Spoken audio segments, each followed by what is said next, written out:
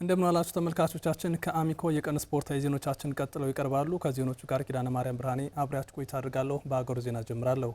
ጥራት ያላቸው ተጫዋቾች በብዛት አለመኖር በባህር ዳር ከነማ ውጤታማነት ላይ ተጽዕኖ አሳድሯል ሲሉ አሰልጣኝ ደጋረገ ግዘው ተናገሩ። ከአሚኮ ስፖርት ትንታኔ ዝግጅት ጋር ቆይታ ያደረጉት አሰልጣኙ በወጣቶች የቡድን ውጤታማነት ለማስቀጠል እየሰሩ መሆኑን ጠቁሟል። ኃይሉ አዳነ ተጨማሪ አለው።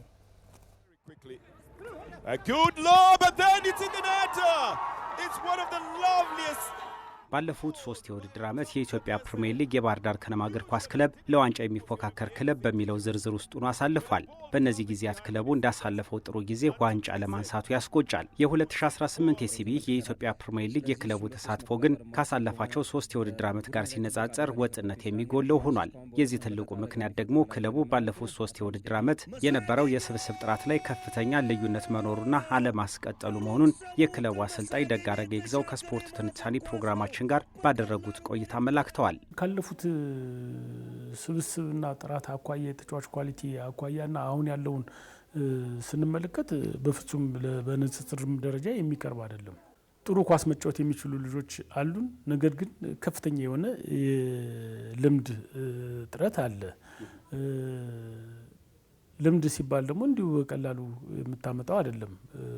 ስራም ይፈልጋል፣ በውድድር ውስጥ መቆየትን ይፈልጋልና ከዛ አኳ ስንመዝነው በጣም ከባድ ከባድ ነው። ለእኛ በጣም ፈታኝ ጊዜ ነው። የኢትዮጵያ ፕሪሚየር ሊግ አክሲዮን ማህበር ባለፉት ዓመታት የፋይናንስ ሕግ በማውጣት የክለቦችን የገንዘብ አወጣጥ ለመቆጣጠር ጥረት አድርጓል። ይህን ሕግ ተላልፈው የተገኙ ክለቦች ደግሞ ቅጣት ተላልፎባቸውም ተመልክተናል። ዘንድሮም ይህ ሕግ ተጥሷል የሚያስብሉ እንቅስቃሴዎችን በክለቦች በኩል ተመልክተናል። አሰልጣኝ ደጋረገ ግዛው ይህ የፋይናንስ ሕግ በትክክል አለመተግበር ክለቡን ፈትኗል ብለዋል። አምና በነበረው ችግር ክለቦች ትምህርት ወስደዋል የሚል ግንዛቤ ነው የነበረን እና ዘንድሮ ሁሉም በስርዓትና በሕግ ውስጥ ገብቶ ሕጉና ስርዓቱ በተቀመጠው የፋይናንስ ስርዓት መሰረት ይመራል የሚል ግንዛቤ ስለነበረን እኛም የምንፈልጋቸውን ተጫዋቾች በቀላሉ እናገኛቸዋለን የሚል ነው የነበረውና ግን የቀረቡት ተጫዋቾች የሚጠይቁት ገንዘብና ክለቡ የተፈቀደለት ገንዘብ ፍጹም የማይገናኝ ነው።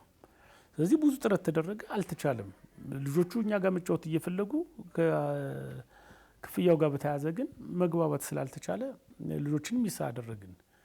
ያ ብቻ አይደለም፣ ጭራሽ እኛ ጋር የነበሩ ልጆች ክለቡን እየወደዱ ክለቡ ጋር መቀጠል እየፈለጉ እነሱንም ማቆየት ያልተቻለበት ሁኔታ ነው ያለው። አሁን ላይ ክለቡ በሊጉ ወጣት ተጫዋቾችን ያሰባሰበ በሚለው ምድብ ውስጥ ይገኛል። ካሰባሰባቸው ተጫዋቾች መካከል ወደ 19 የሚጠጉት በክልሉና በከተማዋ የተገኙ ወጣት ተጫዋቾች ናቸው። ይህ ስብስብም የክለቡን ደጋፊ የሚመጥን ውጤትና አጨዋወት ሜዳ ላይ ለመተግበር የሚተጋ በሚል በአሰልጣኙ ተገልጿል። ልጆቹ በእያንዳንዱ ጨዋታ ክለቡን ከፍ ለማድረግ የሚችሉትን በሙሉ አድርገው የሚወጡ ፍጹም ዲሲፕሊን እንዲሆኑ በምንሄድባቸው ቦታዎች ሁሉ የከተማችን የክለባችን አምባሳደር በመሆን በመልካም ስነ ምግባር የሚጠሩ ናቸው።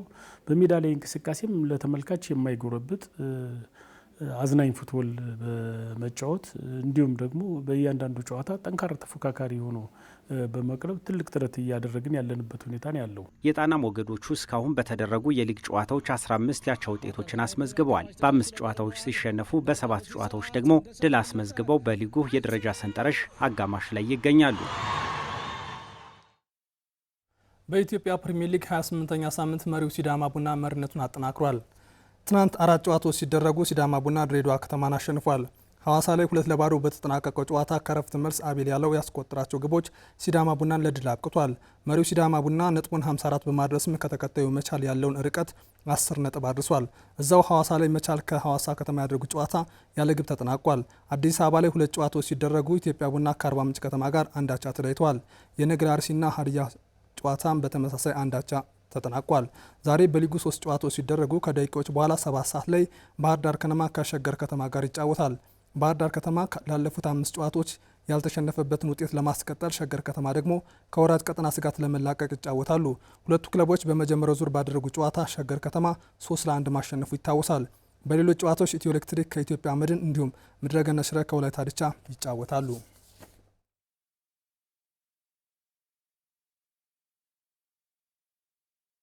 በቀሪ 5 ጨዋታዎች የባህር ዳር ከነማ ሴቶች እግር ኳስ ክለብን ከመውረድ ስጋት አላቀው በፕሪሚየር ሊጉ እንደሚያቆዩት አሰልጣኝ እንዳወቀ አጥናፉ ተናገሩ። የጊዮን ንግስቶቹ በውድድር ዓመቱ ካደረጉት 21 ጨዋታ 5 ብቻ ያሸነፉ ሲሆን በ16 ነጥብም 11ኛ ላይ ይገኛሉ። ዳናይሴ ዝርዝር አላት።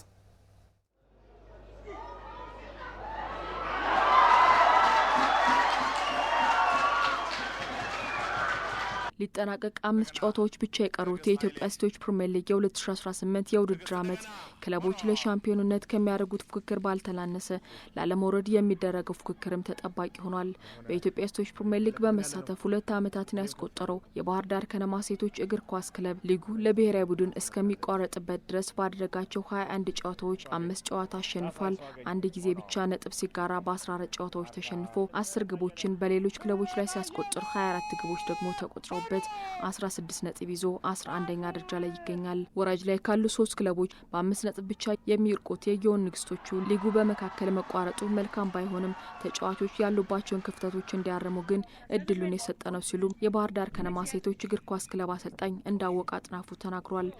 ያው ለአንደር 18 ናሽናል ቲም የወዳጅነት ጨዋታ ውድድር ተቋርጧል።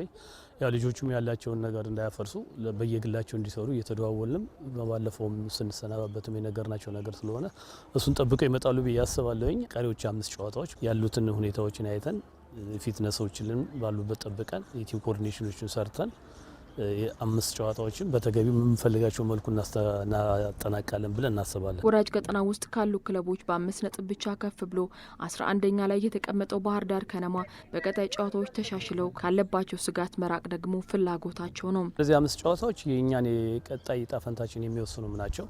አሁን ከወራጅ ቀጠና ትንሽ ከፍ ምንልም ይህንን የማስቀጠልና በጣም መራቅ መቻል አለብን ብለን እናስባለን።